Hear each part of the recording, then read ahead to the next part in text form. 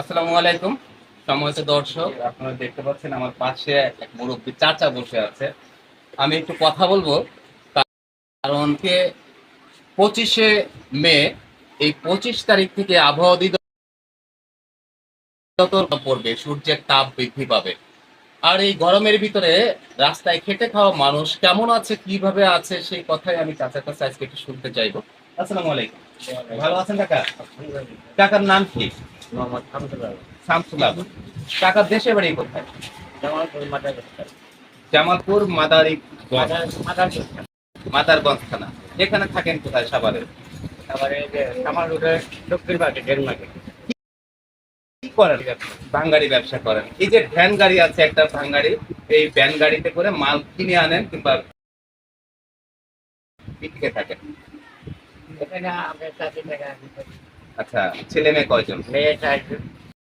চার। ওরা কি পড়াশোনা করে না বিয়ে হয়ে গেছে? 2জন বিয়ে হয়েছে আর 2জন দেশে হয় লেখাপড়া করছে। আচ্ছা কাকা, আজকে 25শে মে এগুলা ঘর থেকে বের হয়েছেন ভাঙ্গারি যে আইটেম গুলো, এগুলো কেনার জন্য কিংবা বিক্রির জন্য। এটা একটা ব্যবসা আপনার, খুব ভালো একটা ব্যবসা আমি মনে করি। তো এই যে প্রচন্ড গরম, এই গরমে আপনার কেমন লাগছে?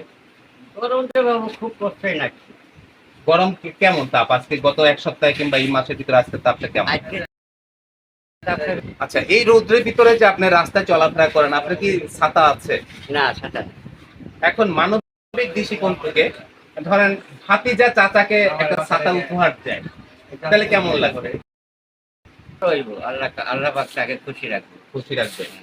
এই যে এটা মানবিক দৃষ্টিকোণ, একটা ছাতা উপহার দিল, এই ছাতাটা নিয়ে আশা করি বৃষ্টি কিংবা আহ, রৌদ্র, এটা থেকে আপনি রক্ষা পাবেন। রাস্তায় যখন ভ্যান গাড়ি নিয়ে বের হবেন, তখন বৃষ্টি বলে ছাতা দিয়ে বৃষ্টিতে শরীর ভিজবে না, কিংবা গরমের ভিতরে কোথাও দাঁড়াইলেন কিংবা ভ্যানের গাড়িতে করে যদি একটা লাঠি